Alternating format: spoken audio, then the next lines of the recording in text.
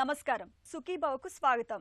ఈ రోజు సుఖీభవలో ఆయుర్వేదంతో కిడ్నీలో రాళ్లు మాయం, కుంగుబాటుకు వ్యాయామము చికిత్సే, బీజాల్లో క్యాన్సర్ నయమవుతుందా, మెదడులో కణితుల కంగారొద్దు, ఇంకా హెల్త్ టిప్. అస్తమానం నడుం కింది భాగంలో నొప్పి వచ్చిపోతుంటే మనసు మూలాల్లో ఎక్కడో కిడ్నీలో రాళ్ల గురించిన అనుమానం మొదలవుతుంటుంది. స్కానింగ్ లో కిడ్నీలో స్టోన్స్ ఉన్నాయని తెలియగానే మనలో చాలా మందికి గుండెలో రాయి పడ్డట్టుగా అవుతుంటుంది. ఇక అప్పటి నుంచి ఆహారంలో సవాలక్ష పథ్యాల్ని పాటించడం మొదలు పెడతారు. అలవాటు లేకపోయినా నీళ్లు ఎక్కువగా తాగడానికి ప్రయత్నిస్తుంటారు. కిడ్నీలో రాళ్లను కరిగించేందుకు మన సంప్రదాయ వైద్యం ఆయుర్వేదంలో చక్కటి చికిత్సలు ఇవాళ అందుబాటులో ఉన్నాయి. కిడ్నీలో రాళ్లను మాయం చేసే ఆయుర్వేద మార్గాల గురించి ఇప్పుడు తెలుసుకుందాం.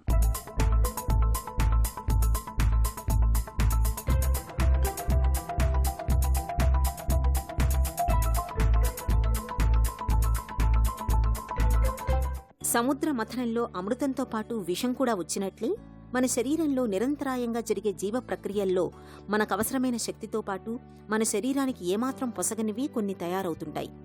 వాటిలో కొన్ని ఎక్కడికక్కడ పేరుకుపోతూ ప్రమాదకరంగా మారుతుంటాయి. యూరియా, యూరిక్ ఆమ్లం అలాంటివే. వీటిలో అధిక మోతాదులో ఉన్న లవణాలు కలిసి ఉంటాయి. ఆహారంలో జీర్ణం కాని వృధా పదార్థాలు మల విసర్జన ద్వారా ఎప్పటికప్పుడు శరీరం నుంచి బయటకు పోతుంటాయి. అయితే నీళ్లు తక్కువగా తాగే అలవాటు ఉన్నప్పుడు, అధిక మోతాదులో విటమిన్ సి, డి విటమిన్లు తీసుకుంటున్నప్పుడు, తాగే నీటిలో కాల్షియం, మెగ్నీషియం లవణాల శాతం ఎక్కువగా ఉన్నప్పుడు యూరియా, యూరిక్ ఆమ్లం అనేవి మూత్రపిండాల్లో పూర్తిగా వడబోతకు గురికావు. దీంతో అవి కొద్ది కొద్దిగా పేరుకుపోతూ చివరికి కిడ్నీలో రాళ్లుగా మారతాయి. కిడ్నీలో రాళ్లు ఉన్నప్పుడు మూత్ర విసర్జన కష్టమవడంతో పాటు రకరకాల ఇబ్బందులు వేధిస్తుంటాయి. మనం నిత్యం తీసుకునేటువంటి ఆహార పదార్థాల లోపల జంక్ ఫుడ్ యొక్క అంశాలు పెరగడం, ఫైబర్ తగ్గడం, టమాటో, పాలకూర లాంటి ఆహార పదార్థాలను నిత్యము తీసుకోవడం, మాంసాహార పదార్థాలని ప్రతిరోజు ఆహారంలో తినడం, ఆల్కహాల్ అంశాలని రెగ్యులర్గా తీసుకోవడం చేత యూరినరీ రక్తం లోపల కొన్ని బయోకెమికల్ చేంజెస్ జరిగి కొన్ని ప్రక్రియల ద్వారా రక్తం లోపల గాఢత పెరిగి మూత్రముల యొక్క సాంద్రత లోపల వచ్చే వ్యత్యాసాల ద్వారా మూత్రపిండములలో కిడ్నీస్ లోపల కొన్ని ప్రత్యేకమైనటువంటి రాళ్ళు, ఈ రాళ్ళు వాతజాష్మరి, పిత్తజాష్మరి, కఫజాష్మరి, శుక్రజాష్మరి అనేటువంటి 4 రకాలని వృక్కాష్మరి ఆయుర్వేద పద్ధతిలో ఉన్నాయి. వాతజాష్మరి గనుక తీసుకున్నట్టయితే ఆక్సలేట్ స్టోన్స్, ఇవి నలుపు రంగులో మల్టిపుల్ స్పైక్స్తో మూత్ర విసర్జన సమయంలో తీవ్రమైన వేదన, మంట, నొప్పితో కూడి మూత్రాన్ని ఆపడం కూడా చేయగలిగేటువంటి ఆక్సలేట్ స్టోన్స్ చాలా కఠినంగా, హార్డ్గా, డిఫికల్టీ టు మేనేజ్. అట్లాగే పిత్తజ అష్మరి అనేటువంటిది యూరిక్ యాసిడ్ స్టోన్స్ అని అంటారు. యూరిక్ యాసిడ్ లోపల ఎక్కువగా డిపాజిట్స్ అయ్యి స్టోన్స్ మెత్తబడి తెల్లటి బ్రౌనిష్ కలర్లో ఉండేటువంటి స్టోన్స్కు పిత్తజాష్మరి లేదా యూరిక్ యాసిడ్ స్టోన్స్ అంటారు. కఫజాష్మరి స్టోన్స్ కోడిగుడ్డు పరిమాణంలో కూడా పెరగగలిగే ఆస్కారము ఉండి తెల్లగా, నునుపుగా, స్పైక్స్ లేకుండా మూత్రనాళ సంకోచము లేదా అవరోధము కలిగించగలిగేటువంటి one of the toughest stone. కిడ్నీలో రాళ్లు ఉన్నప్పుడు, వాటి పరిమాణం తక్కువగా ఉన్నప్పుడు ఆహార విహారాలు, జీవనశైలిలో తగిన జాగ్రత్తలు తీసుకోవటం ద్వారా వాటిని కరిగించవచ్చని చెబుతారు నిపుణులు. కిడ్నీలో రాళ్లు ఉన్నప్పుడు వీలైనంత ఎక్కువగా నీళ్లు తాగుతుండాలి. ద్రవ పదార్థాలను బాగా తీసుకోవాలి. రాత్రిపూట మెంతులను నీటిలో నానబెట్టి ఆ నీటిని ఉదయాన్నే త్రాగటం వలన కిడ్నీల్లో ఉన్న రాళ్లు కరిగిపోతాయి. అరటి చెట్టు బెరడును జ్యూస్లా చేసి తీసుకోవటం వల్ల కిడ్నీలో రాళ్లు మూత్ర విసర్జనతో పాటు బయటకు వస్తాయి. కిడ్నీలో రాళ్లు ఉన్నవాళ్లు చాక్లెట్లు, పాలకూర, సోయా, ఎండు చిక్కుడు, టమాటా వంటి ఆక్సలేట్ పదార్థాలు తినకూడదు. కాల్షియం సిట్రేట్కు కిడ్నీలో రాళ్లు ఏర్పడకుండా నివారించే లక్షణం ఉంది. అందువల్ల అలాంటి ఆహార పదార్థాలు శరీరానికి అందేలా చూసుకోవాలి. కొత్తిమీర ఆకుల్ని చిన్న చిన్న ముక్కలుగా చేసి గ్లాసు నీటిలో వేసి సుమారు 10 నిమిషాలు మరిగించాలి. ఆ నీటిని ప్రతిరోజు త్రాగటం వల్ల కిడ్నీలో రాళ్లు కరిగిపోతాయి. గ్లాసు నీటిలో 1/2 టీ స్పూన్ బేకింగ్ సోడా వేసి రోజు త్రాగటం వల్ల నొప్పి నుంచి మంచి ఉపశమనం కలుగుతుంది. మరి ఎప్పుడు ఆయుర్వేదం దగ్గరికి వస్తారు? అంటే లిథోట్రిప్సీ ద్వారా ముక్కలు ముక్కలుగా చేయబడి తీసివేయబడ్డటువంటి మళ్ళీ వ్యాధి బారిన పడడాన్ని మళ్ళీ వ్యాధి బారిన 2 సంవత్సరాలలో 2-3 సార్లు ఈ వ్యాధి బారిన పడడానికి కారణం ఏంటంటే మనము తీసుకునే ఆహార పదార్థాలు. ఆపరేషన్ చేసుకుంటారు, మళ్ళీ అవే ఆహార పదార్థాలు తీసుకుంటారు, అదే మద్యపానం, అదే మాంసాహారాన్ని తీసుకోవడం రిపీటెడ్గా. అంటే ఈ వివేచన కోల్పోవడం ద్వారా ఈ వ్యాధి మళ్ళీ రావడానికి ఆస్కారం ఉంది. అట్లాంటి వాళ్ళు ఆయుర్వేద వైద్యులను సంప్రదించినట్టయితే ఈ ఆయుర్వేదంలో ఈ స్టోన్స్ ఫామ్ కాకుండా బేసిక్ డిస్ట్రక్షన్ ఆఫ్ ద వృక్కాశ్మరిని విధ్వంసం చేయగలిగేటువంటి కొన్ని ఔషధాలు ఉన్నాయి. పాషాణ భేది లాంటి మాత్రల్ని, చంద్రప్రభ లాంటి మాత్రల్ని, వృక్కాశ్మరి సంబంధించినటువంటి అశ్మరీజన్య ఔషధాలని, ముఖ్యంగా మనకు పాషాణ భేది, గోక్షూర, ఎష్టిమధు, పునర్నవ, టంకన లేదా అపామార్గ క్షారాన్ని మనం ఒక ప్రత్యేకమైనటువంటి కాంబినేషన్ లోపల 60 ప్యాకెట్స్ 1 BAD విత్ గోరువెచ్చని నీళ్లతో కానీ ఉలువల చారుతో కానీ మేము దీన్ని ఇస్తాం. ఈ ప్రక్రియ, ఈ ప్రత్యేకమైనటువంటి కాంబినేషన్స్ యాక్చువల్గా ఒకటి సైజును తగ్గిస్తుంది, వ్యాధి మళ్ళీ ఫార్మేషన్ ఆఫ్ ద స్టోన్స్ను ప్రివెన్షన్ చేస్తుంది. కాబట్టి ఇది దాదాపు 3 to 9 months వాడడం, ఏదైతే కారణాలు ఉన్నాయో ఆ కారణాలని అవాయిడ్ చేయడం, వాటర్ని ఎక్కువగా తీసుకోవడం చాలా ఇంపార్టెంట్ ప్రక్రియ. ఈ స్టోన్స్ ఫామ్ అయినప్పుడు యూరోపెల్విక్ జంక్షన్లో కనుక అబ్స్ట్రక్షన్ జరిగినప్పుడు acute kidney failure, chronic kidney failure అనేటువంటి 2 అంశాలని మనం నోటీస్ చేయొచ్చు. అక్యూట్ కిడ్నీ ఫెయిల్యూర్ లోపల యూరోపెల్విక్ జంక్షన్లో అబ్స్ట్రక్షన్ స్టోన్స్ వచ్చినప్పుడు కిడ్నీ డ్యామేజ్ జరుగుతుంది. అప్పుడు స్టెంట్స్ వేసి ఇన్ఫెక్షన్ తీసివేసి మనం తర్వాత లిథోట్రిప్సీ విధానంలో తీసివేస్తారు. ఇంత ఖర్చుతో కూడిన ఈ వ్యవహారంలో ఆయుర్వేదం వైపు చూసినట్టయితే కొన్ని ఆహారపు మార్పులు, ఆయుర్వేదిక్ చికిత్సా పద్ధతులు మనం కనుక అవలంబించినట్టయితే ఈ వ్యాధి బారిన పడకుండా మనము కాపాడుకోవచ్చని నిర్వివాదాంశంగా చెప్పగలను. కిడ్నీలో రాళ్లు తక్కువ పరిమాణంలో ఉన్నప్పుడు పసుపు, బెల్లాన్ని కలిపి కాచిన నీళ్లు తాగితే కిడ్నీలో తక్కువ పరిమాణంలో ఉండే రాళ్లు రేణువులుగా విడిపోయి మూత్రంలో పడిపోతాయి. తులసి విత్తనాలు, జీలకర్ర కలిపి పొడి చేసుకుని దీనిలో పటికబెల్లం పొడి కలిపి వేడి పాలలో కలిపి తాగితే బాధలు తగ్గుతాయి. తులసి రసంలో తేనె కలిపి రోజూ తీసుకుంటే కిడ్నీలో రాళ్లు కరిగిపోతాయి. వామును వెనిగర్ లేక తేనెతో కలిపి వారం తీసుకుంటే కిడ్నీలో ఉన్న రాళ్లు యూరిన్ ద్వారా వెళ్లిపోతాయని ఆయుర్వేదం చెబుతుంది. కొబ్బరి పువ్వును ముద్దగా నూరి పెరుగుతో కొద్ది రోజులు తీసుకున్నా కిడ్నీలో రాళ్లు కరిగిపోతాయి. దోసగింజల్ని ముద్దగా నూరి ద్రాక్ష పండ్ల రసంతో కలిపి తీసుకుంటే మూత్రాశయంలో తయారైన రాళ్లు పడిపోతాయని చెబుతారు ఆయుర్వేద నిపుణులు. ఈ జాగ్రత్తలతో పాటు డాక్టర్ సలహా మేరకు ఆయుర్వేద ఔషధాలను వాడుకోవడం ద్వారా కిడ్నీలో రాళ్లను చాలా వరకు కరిగించుకోవచ్చు. డిప్రెషన్ మనిషిని మానసికంగా కుంగదీస్తుంది, జీవితంపై ఆశలు కోల్పోయేలా చేస్తుంది. ఈ మానసిక కుంగుబాటు నుంచి బయటపడేందుకు మానసిక వైద్యులను సంప్రదించడం మొదలుకుని థెరపీలు తీసుకోవడం వరకు మనలో చాలా మంది చాలా ప్రయత్నాలే చేస్తుంటారు. నెలల తరబడి మందులను కూడా వాడుతుంటారు. అయితే ఈ ప్రయత్నాలతో పాటు నిత్యం కాసేపు వ్యాయామం చేయడాన్ని అలవాటుగా మార్చుకోండి, మంచి ఫలితం కనిపిస్తుంది. మానసిక కుంగుబాటును దూరం చేయడంలో వ్యాయామం కూడా ఒక చికిత్స మాదిరిగా పనిచేస్తుందని చెబుతారు నిపుణులు. కుంగుబాటును దూరం చేయడంలో వ్యాయామం ఎలా ఉపకరిస్తుందో ఇప్పుడు తెలుసుకుందాం.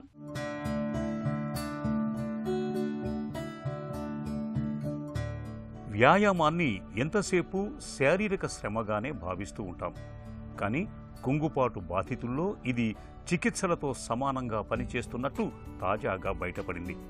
వ్యాయామాల్లో ప్రత్యేకించి నడక, యోగా, పరుగు, బరువులు ఎత్తటం మరింత సమర్థంగా ప్రభావం చూపుతున్నాయి. కుంగుబాటు జీవితాన్ని పలు రకాలుగా దెబ్బతీస్తుంది. అన్ని విషయాల మీద ఆసక్తిని చంపేసి దాదాపు మనిషిని ఏకాకిగా మారుస్తుంది. గుండె జబ్బు, ఆందోళన, క్యాన్సర్ వంటి జబ్బులను తీవ్రం చేస్తుంది. చాలామంది మందులు, మానసిక చికిత్సతో కుదురుకుంటారు, కానీ కొందరికివి అంతగా పనిచేయవు. ఇలాంటి సమయాల్లో మందులు, మానసిక చికిత్సలతో పాటు వ్యాయామాన్ని జత చేస్తే మంచి ప్రభావం కనిపిస్తున్నట్టు పరిశోధకులు గుర్తించారు. ఎంత ఎక్కువగా ఎంత తీవ్రంగా వ్యాయామం చేస్తే అంత ఎక్కువ ఫలితం చూపుతున్నట్టు తేలింది. వ్యాయామం శరీరాన్ని కాదు, మనసును బలోపేతం చేస్తుంది. వ్యాయామం చేస్తున్నప్పుడు మెదడులో ఎండార్ఫిన్లనే రసాయనాలు విడుదలవుతాయి. ఇవి సహజంగా హాయి భావన కలిగిస్తాయి, బాధలను తగ్గిస్తాయి.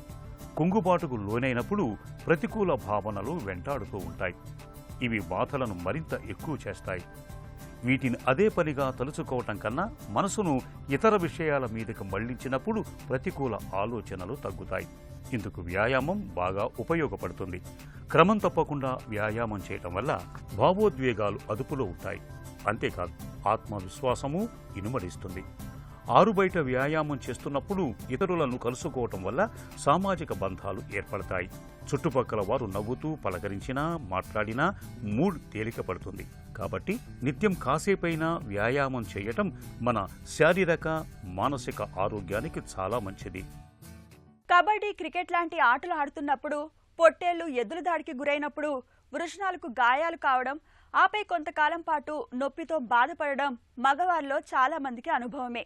అయితే ఎలాంటి ఆటలు ఆడుకున్నా, పశువుల దాడికి గురి కాకున్నా బీజాల్లో నొప్పి రావడం, వృషణాల సంచిలో ద్రవం పేరుకుపోవడం, బీజాలు బరువుగా ఉండడం వంటి లక్షణాలు కనిపిస్తుంటే మాత్రం ఖచ్చితంగా అనుమానించాల్సిందే.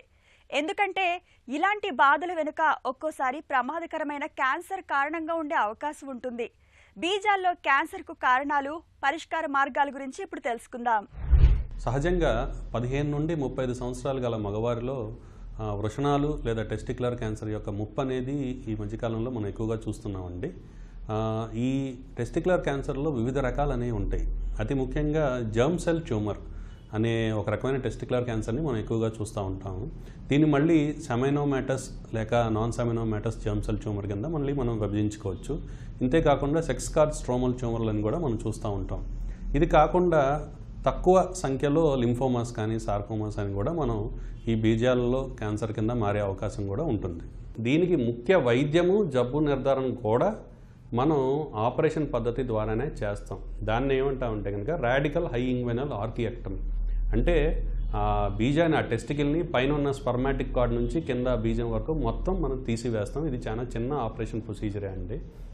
సో ఈ ఆపరేషన్ చేయటం ద్వారా మనకి 2 విధాల మనకి మేలే జరుగుతుంది. ఒకటి ఏంటంటే లోపల ఉన్న జబ్బుని తీసివేస్తున్నాము. రెండోది జబ్బు నిర్ధారణ కూడా చేసుకుంటాము. ఆ టెస్టికల్స్లో ఏ రకమైన క్యాన్సర్ ఉంది అనేది కూడా మనం తెలుసుకోవడానికి అవకాశం ఉంటుంది. కాబట్టి ఎప్పుడైతే మనకి బీజాల్లో క్యాన్సర్ ఉందనే అనుమానం ఉంది, మనకి ఒక స్కానింగ్ ద్వారా మనకి ఒక నిర్దిష్టమైన అవగాహనకు వచ్చామో తప్పనిసరిగా మనం హై ఇంగ్వెనల్ ఆర్కియెక్టమీ అనే ఆపరేషన్ పద్ధతి ద్వారా దీన్ని నయం చేసుకుంటా నిర్ధారణ కూడా చేసుకో.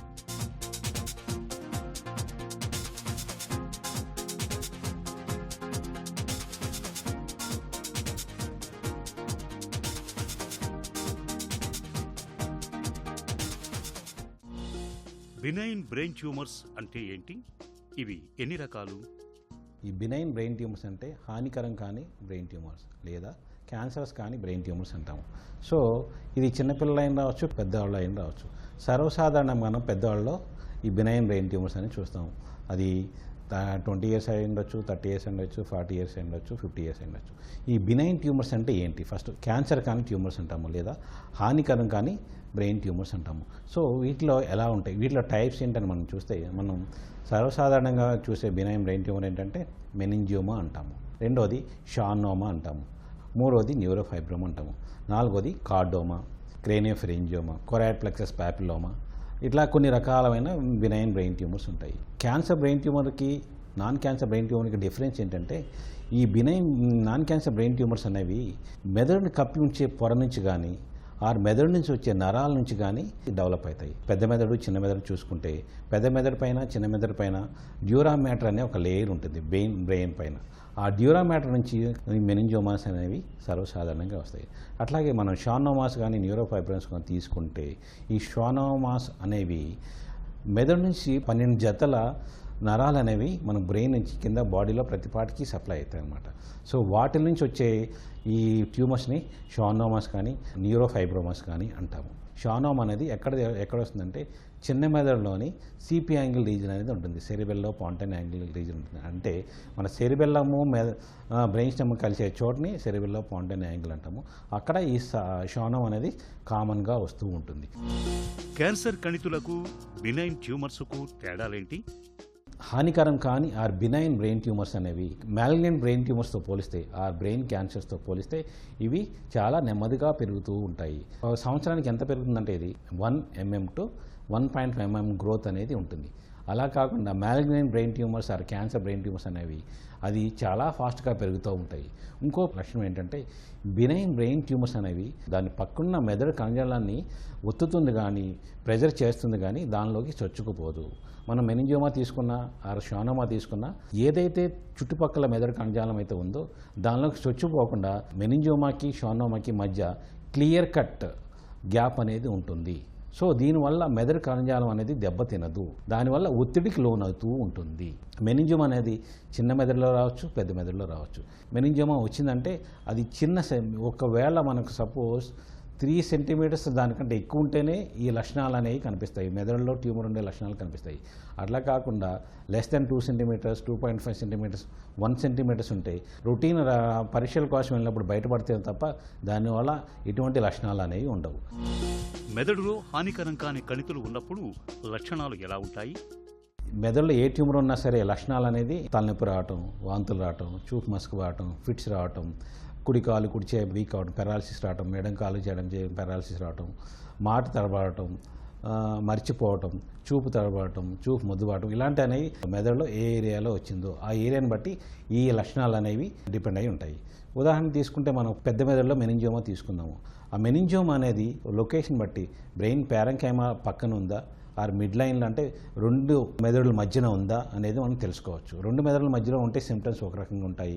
అట్లా కాకుండా ఫ్రంటల్ లోబ్లో ఉందా, పెరైటల్ లోబ్లో ఉందా, ఆక్సిపిటల్ లోబ్లో ఉందా అంటే ఎక్కడైతే ఈ డ్యూరామేటర్ నుంచి వచ్చిందో ఆ ఏరియాలో ఎక్కడైతే మెదడు కణజాలం అనేది ఆ మెనింజియోమా చేత ఒత్తిడి చేయబడుతుందో ఆ సిమ్టమ్స్ అనేవి మీ ఇందాక చెప్పినట్టు అనేవి కనపడుతూ ఉంటాయి. కన్సిస్టెంట్గా కంటిన్యూస్గా తలనొప్పి వాంతులు వస్తున్నాయి అంటే ఆ ట్యూమర్ అనేది మ్యాక్సిమం సైజు పెరిగినట్టు. సిటీ స్కాన్లో అంతగా మనం మెనింజియోమా అని తెలియకపోవచ్చులే కానీ గడ్డ ఉందనేది తెలుస్తుంది, కణితి ఉందనేది తెలుస్తుంది. అలా కాకుండా ఎంఆర్ఐ స్కానింగ్ అని చేస్తే ఈ ఎంఆర్ఐ స్కానింగ్ వల్ల 99% ఇది మెనింజియోమా అని మనం చెప్పుకోవచ్చు. అలా కాకుండా ఎంఆర్ఐ స్కానింగ్తో పాటు స్కానింగ్ చేసేటప్పుడు ఒక రకమైన మందు బాడీలోకి ఎక్కిస్తే మెనింజియోమా అనేది కాంట్రాస్ట్ అంటూ ఉందండి. ఆ కాంట్రాస్ట్ వల్ల మెనింజియోమానా, షానోమానా, మ్యాలిగ్నెంట్ ట్యూమరా, క్యాన్సర్ ట్యూమర్ అనేది మనం తెలుసుకోవచ్చు. హానికరం కాని కణితులు ఎవరిలో ఎక్కువగా చూస్తూ ఉంటారు?